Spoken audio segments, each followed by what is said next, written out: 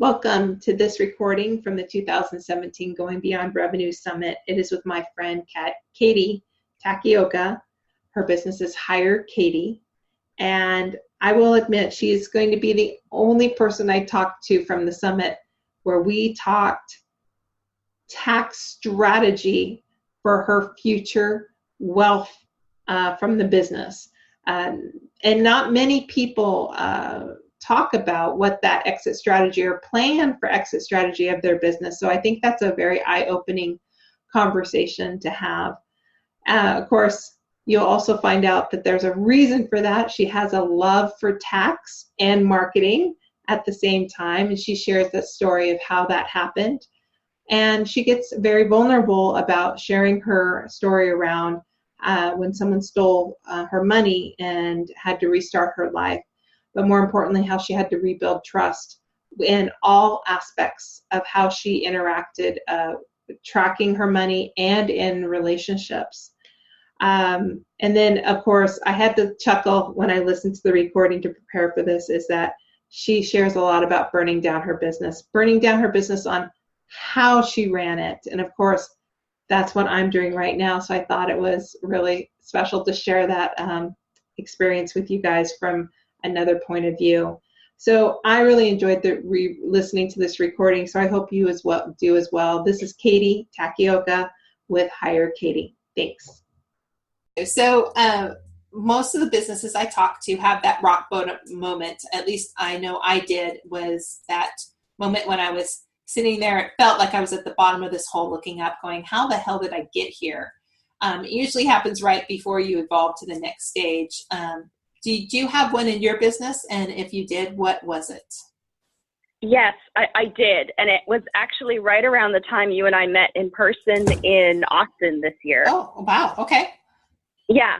So right around that time, I had reached a point in my business where I was miserable. Mm-hmm. I hadn't figured out the way to really marry doing taxes and doing online marketing together at that point. They felt like they were two completely different worlds. And at the time, I didn't realize that they didn't necessarily have to be that way for me.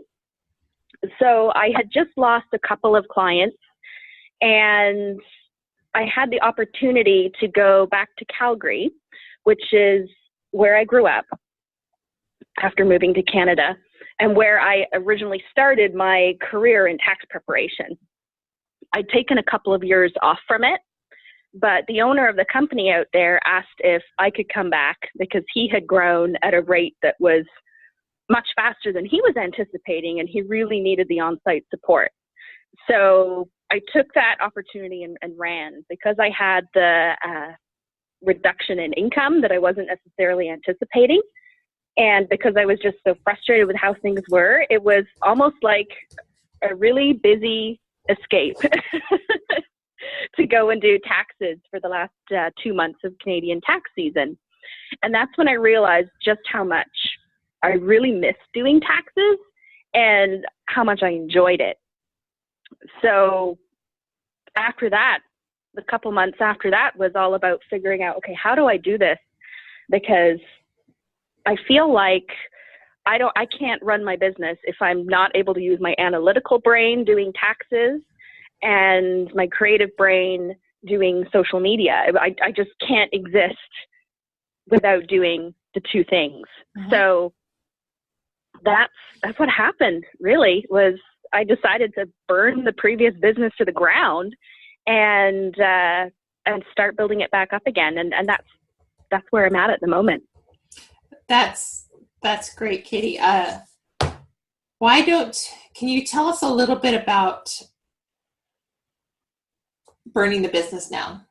I mean, I think when people get to that point, I know I couldn't really burn the business down because I felt I was tied to the debt, but the debt really wouldn't let me burn my business down completely. Yeah. But how did you do that? And another part of it is I'm thinking about the online presence of that. How did you merge the two? So I know that's a lot of detail to get into, but maybe we can talk about some small specifics about it. definitely. So, I mean, much like you, I had significant personal debt, so I knew I couldn't go out of business. Mm-hmm. I needed to bring in some income. But part of the problem that I faced was my business was a cash-eating monster. Yeah.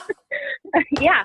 And it was terrifying to see all this money leave my business faster than it was coming in, especially after I lost a couple of clients.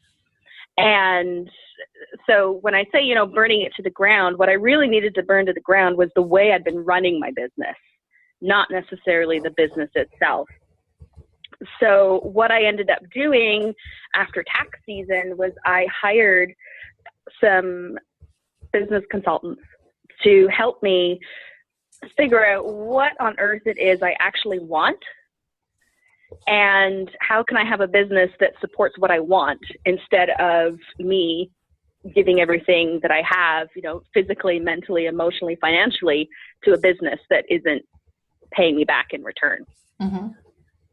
That with an interest, we know that that's not how originally our businesses started. We never really put what do we want. Let me change that. I know that I didn't put what do I want from the business. I put, this is my skill set. This comes easy to me. I'm more than comfortable to offer this type of level of service. People will pay me. And then as the business grew, it was more of what can I change to give more service to clients? And so everything was all about everybody else and not what I really wanted from the business. Is that similar? That's what it was boiling down to, was I looked at my core values, and my number one core value is freedom. My number two core value is family. And this business was taking away both of those things when it was supposed to be created to give me them. Wow.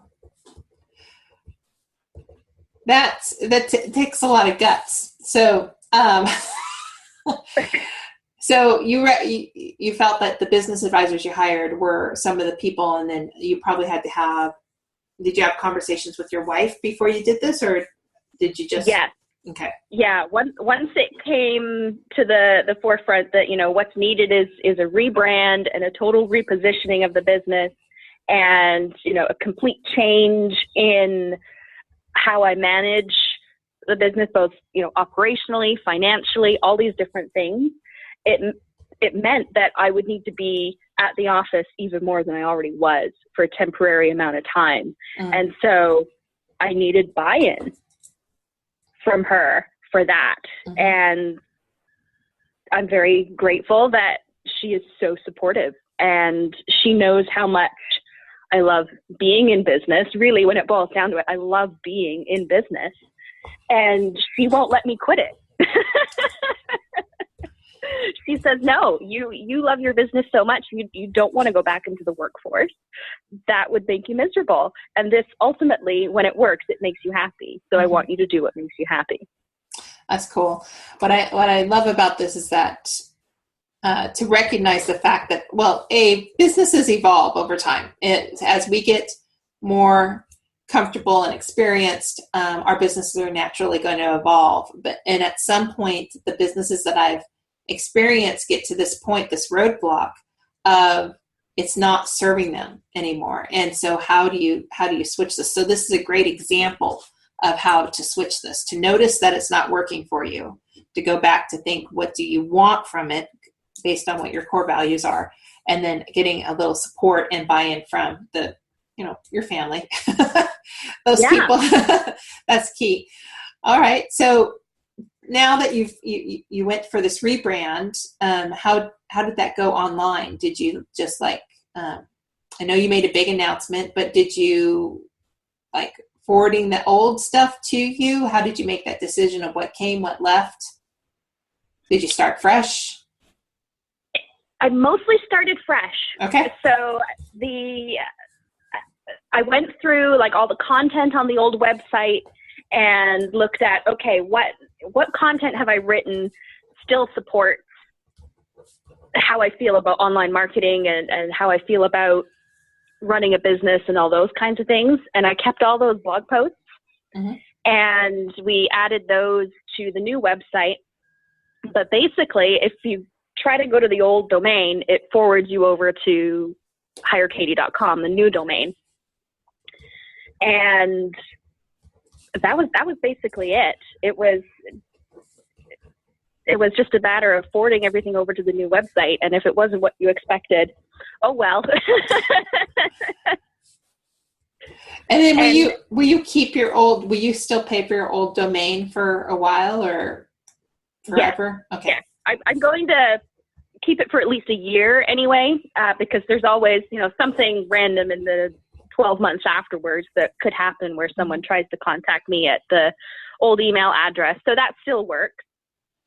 And then in terms of actually announcing it, I just made it a really big deal all through the month of September, because September 1st is my anniversary of opening my business.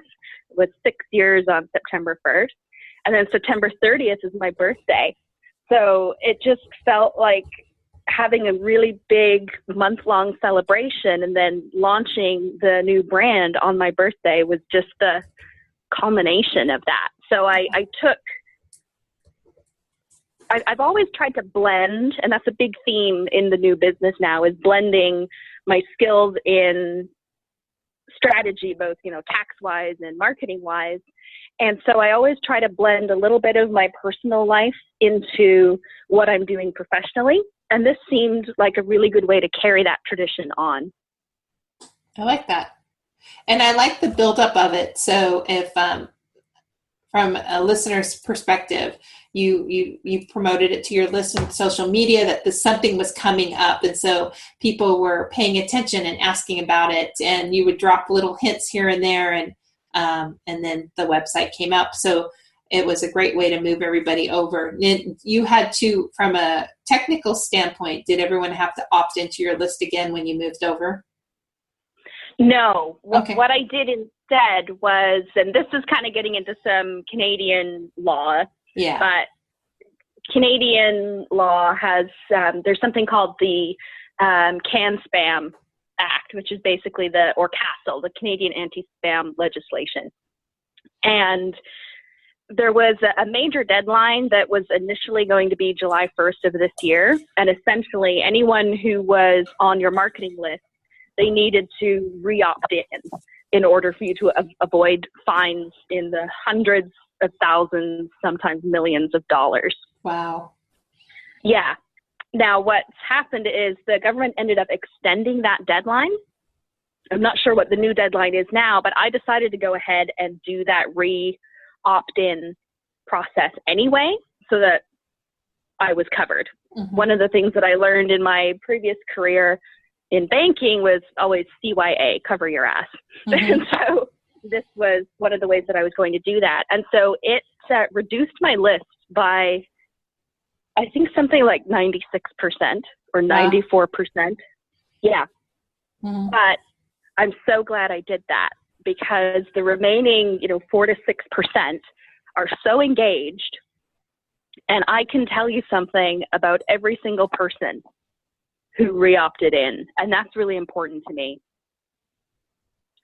It's having a relationship with my community. Whether we're doing business together or not, the important thing is that we know each other, we like each other, we trust each other. So somewhere down the road, you may have a referral for me, I may have a referral for you, and I feel really good telling a colleague about you because I know you personally. Mm-hmm. Which I like is that fresh eyes on online marketing. It's the difference between let's get everybody that I can and just push the information out to creating the actual community of cultivating your community. Exactly. Yeah. Yeah. That's why I like you, Katy. I like this fresh idea. So, cool. Well, I love the rebrand. That's super helpful information that you shared. Let's talk about what some businesses I work with call a money failure. Usually it's around hiring people like us, bookkeeping and tax. So, they put a value on it and they didn't see the return on it. And so then they get gun shy of doing it again. And it stops them. So did you have anything like that in your business? And you may not see it as a failure. You may have seen it as a learning opportunity, which a lot of our speakers have said. I have a personal failure that very much bled into business. Okay. And how I approached money for a very long time. So prior to going into business, I worked in the banking industry, and one of my roles was as a fraud investigator, specifically credit card fraud. Mm. And when I was in my mid-20s, I was involved in a relationship that was, it was not a healthy relationship. And this person ended up stealing all my money and racking up my credit card debt. And, as someone who investigated these kinds of frauds, I knew exactly what I ought to do as a person to protect myself, but I didn't. And so I was very ashamed, and it took me a long time to trust anyone with money and to talk about money with anybody after that. So a lot of where I'm at now has been about rebuilding my trust around money and the people who handle my money, which has mostly been me. and that really bled into how I handled my finances and even operated my business. It was really hard to ask for advice on how to manage my money and what to do with my money when I had it, Right. So fast forward a few years now. Cheryl and I, we've been together for 8 years almost. Mm-hmm. It wasn't until earlier this year that I felt I'd rebuilt enough trust in myself and in other people that she and I could have a joint account. That's great. That's great. I'm thinking how to word this. So,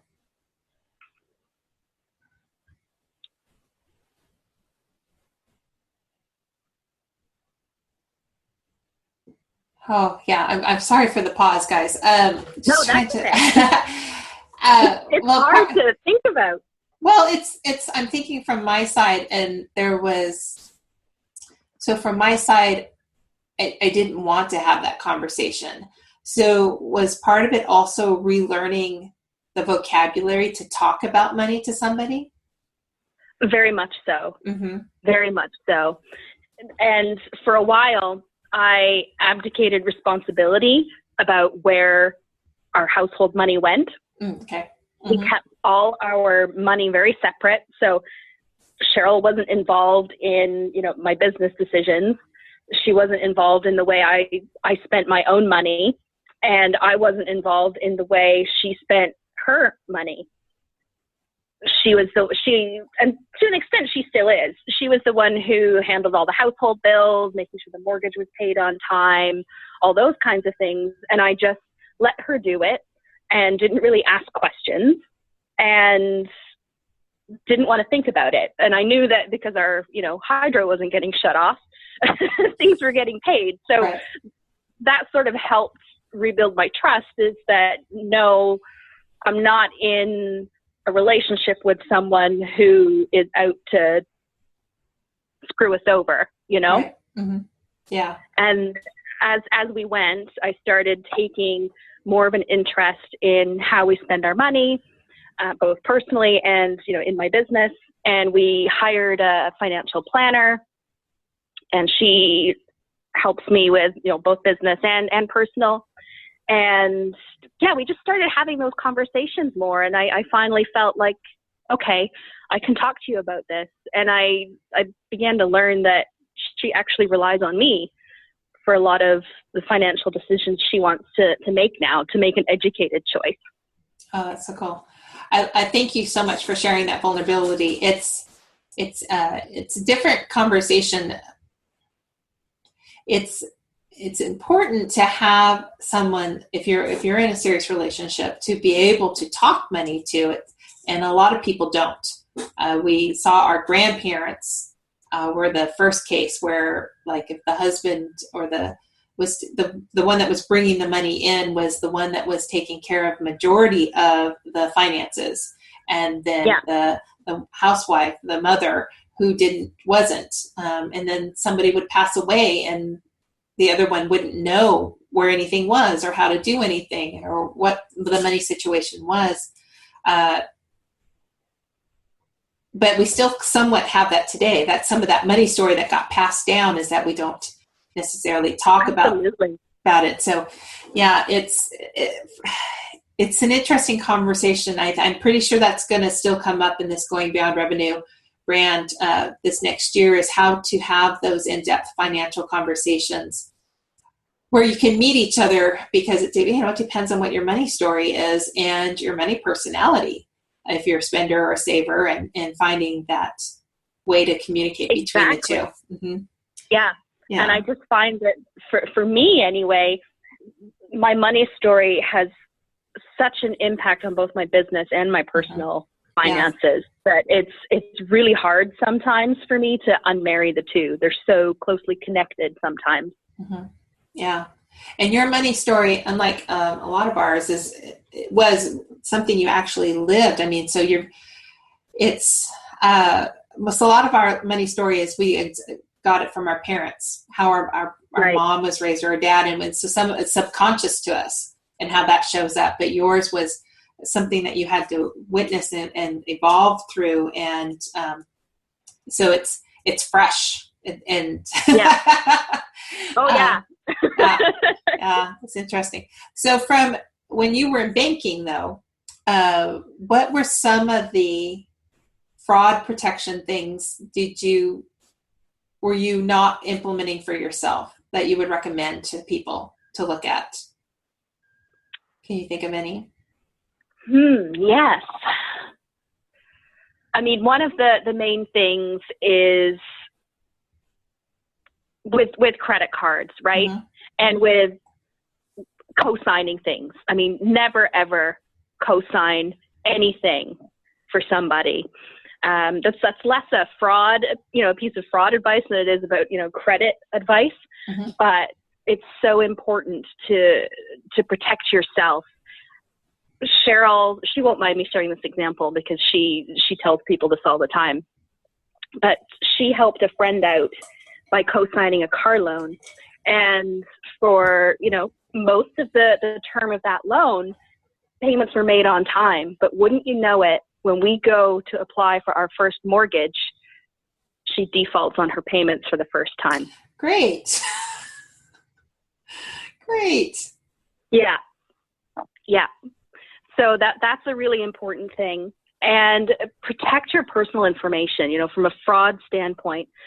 Protect it in Canada, your social insurance number, in the States, your social security number, because all of your personal information is tied to that. And once someone has that number, they can do almost anything with your identity and can rack up they can open credit card accounts in your name and rack up those and then never pay them. And then suddenly you're finding these things out months later. Maybe you're getting calls from collection agencies or demand letters from lawyers for accounts you didn't even know you had. And so it's really important to protect your personal information. And I would say pull your credit bureau regularly to make sure the information on there is accurate, and resolve it with the credit bureau if it's not accurate. Yeah, those are good examples. And you get support at education if you need help reading the credit report. I think people don't pull the credit reports because they think it's going to be too hard, or they're not going to understand it. But it's not bad to read it. But I would, if you need support in education, because we didn't get it in school, and our parents didn't sit us down and show us how to read a credit report. So it's not like it's something we already have experience with, but it's good to check every now and again, especially if you're going for a loan. Yeah. And I mean, it can be terrifying because you just don't know what's going to be on there, especially if you carry a lot of debt or you know you've got some collections on there or you've got some late payments. Like there's a lot of fear around your FICO score or your Beacon score or your credit score, right? Mm-hmm. But it doesn't have to be scary. It's something that you can fix. And I came across recently, I don't know if it's available in the States or not, but in Canada, there's a tool called Borrowell. And they will give you your credit score monthly for free. Oh. Yeah.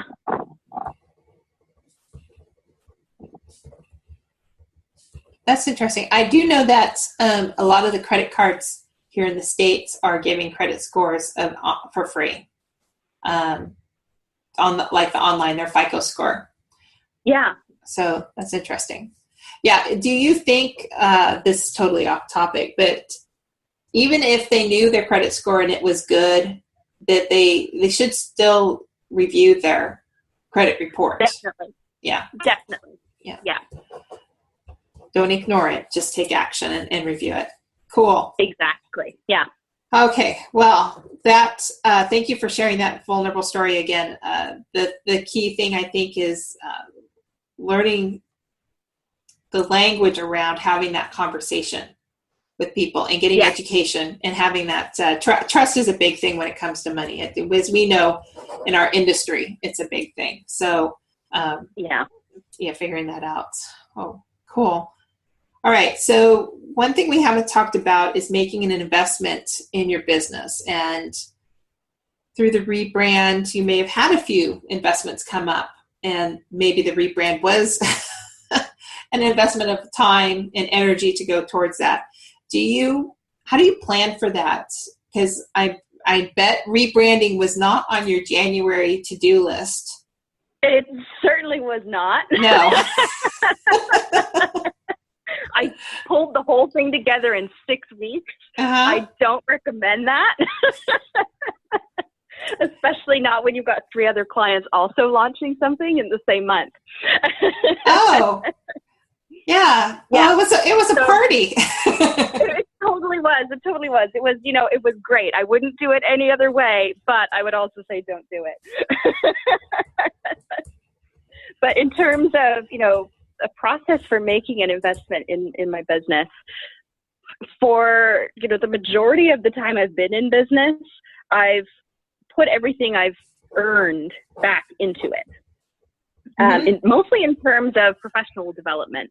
So I've spent a lot of money and time in coaching and honing my skills, both, on the tax preparation side and the social media and email marketing side. So I really look at, professional and personal development is another one of my core values. So when I have an opportunity to invest in myself, that's usually where I'll put my dollars. Okay. And do you consider the results before you make the investment? Do you have a long drawn out research process, or is it a gut feel? It's a gut feel. Yeah. Okay. Yeah. Not always the best decision-making process, but I look at who's delivering the training and how do we gel, Do you ever, you may not think about this. So some people, a lot of the people have, speakers I've interviewed so far, some have had really drawn out long processes. Mine tends to be more of a gut process as well. I'm wondering the difference, though, if you could verbalize it between buying into the excitement of what's going on that you may be feeling from other people or that the marketing is saying to buy, and your gut. Do you have, you may not even realize it. Does that make sense? Yes, it does. So okay. I don't buy into marketing copy. Yes. I mean, I can write some really good copy, but I don't necessarily buy into what I'm reading. I actually get really annoyed by most of the marketing copy that's out there right now. Mm-hmm. So when I say I make a gut decision, it still is planned out. I'm not making a decision based on something I read in a Facebook ad or, on some clickbaity website. I'm having conversations with the people who I'm interested in investing my money with. Okay. So that is part of the process. We have to talk. I have to see that you've got a track record. I need to speak with other people you've worked with and that sort of thing. And also make sure that personality-wise, we connect. Well, so that is the process then for your investment, is that you find it. You've probably figured out there's something you need to do for yourself, some area. Something has come across your desk that this might be a good fit, and it's going to be a personal development. So it's going to be some type of coach, some type of program. And then you're taking the time to actually reach out and talk. You're just not buying it straight from the website. You want to actually make sure the personality gels with you. And then you're making a purchase. So, yeah. And there's a lot to be said for referrals. So if a colleague of mine who I trust and respect says, hey, I think you should do this, I am way more interested in something than I just come across randomly. Mm-hmm. Mm-hmm. Good. I appreciate that opinion on that, because I think a lot of people do make that gut feel. And in reality, you have, quite a few steps behind that gut feel to make that investment. So awesome. Yeah. All right. Well, we're almost nearing the 30 minutes. So I want to make sure we're doing the time wise. So let's go ahead and circle back on inspiration. So originally the businesses were created to be a paycheck, creating, supplementing our income at our household level. But the businesses evolve and grow. And so yours just evolved and grew into what you wanted. And what does it support you, though? How does it support you in your lifestyle? I know you have a unique one. You're the only one that's probably going to say this, but your business is a vehicle to do what for your life? Yes. So I love my tax strategy behind my business. I mean, you know how much I geeked out over it when I first told you about it. I can't wait to talk about it. Most people's eyes are probably going to glaze over, but but I love it. So hopefully my excitement comes through. I am in a unique situation at this point in my life. So with Cheryl and I, we have a 14-year age gap, and she is a lot closer to retirement than I am. So a couple of years ago, I made the decision to incorporate my business. And because I was self-employed, I don't have any kind of pension or retirement savings plans that are available to me through an employer. Mm-hmm. So my goal for the next 15 years or so anyway is this corporation that I've created is my pension plan. It is my retirement plan. And as much as possible, I'm leaving money in the corporation because it's taxed at a much lower rate than it would be if I was a sole proprietor in Canada. Mm-hmm. And building up there's two prongs to the strategy. Part of it is I'm building up the shareholders loan so that I have tax-free personal income in the future. And the other part of that is building up the retained income or the retained earnings. And then in the future, when Cheryl's retired and our quality of life, or we want to maintain our quality of life, but we'll have a reduced income from which to live, I can then draw dividends out of the corporation, which are also taxed at a much lower rate than personal income in Canada. So it's a really, really long-term retirement planning vehicle for me. Yeah, which nobody considers except you. No, especially not at my age. No. This would be called an exit strategy. But yes. And for our listeners in the U.S., that would be a C corporation status here in the States. that would be able to pull the dividends. The S Corp, you might want to check with your tax professionals here, but may not have the same type of dividend strategy, but the protection is still there. So I just love that you literally were the only speaker that I talked to that had this, and I was like, oh my gosh, I have to have this on because nobody else is going to think about this, and everybody should be thinking about this. So yeah, absolutely. And the only reason that someone in her early 30s thinks about this so much, I mean, is number one, I'm married to someone who's close to 50, mm-hmm. and we're starting to think about retirement strategies for her. And I also, my parents were, they had children later in their lives as well. So they were close to retirement when I was in high school and starting this planning process. And so that's always in the back of my mind. It's like, okay, how can I maintain the quality of life that I am accustomed to for as long as possible? Mm-hmm. And this was the answer. Yeah. I love it. Of course, that's, thank you for sharing that. That, of course, is my number one takeaway from our call is that to consider what the business is going to contribute to you in the long run, and how is it structured, and how can you use it for a tax strategy to have future wealth options later. That your tax professional can definitely help you with that, and your finance planner can help you with that as well. So that was my number one takeaway. The second takeaway is I really loved how you shared about the rebrand. I think there are a lot of hesitations to doing rebrands, and you made it seem so easy. So thank you for that one. And the third one is don't be afraid to burn your business down, especially because to realize that when we first started our business, it was built on the skill we could bring,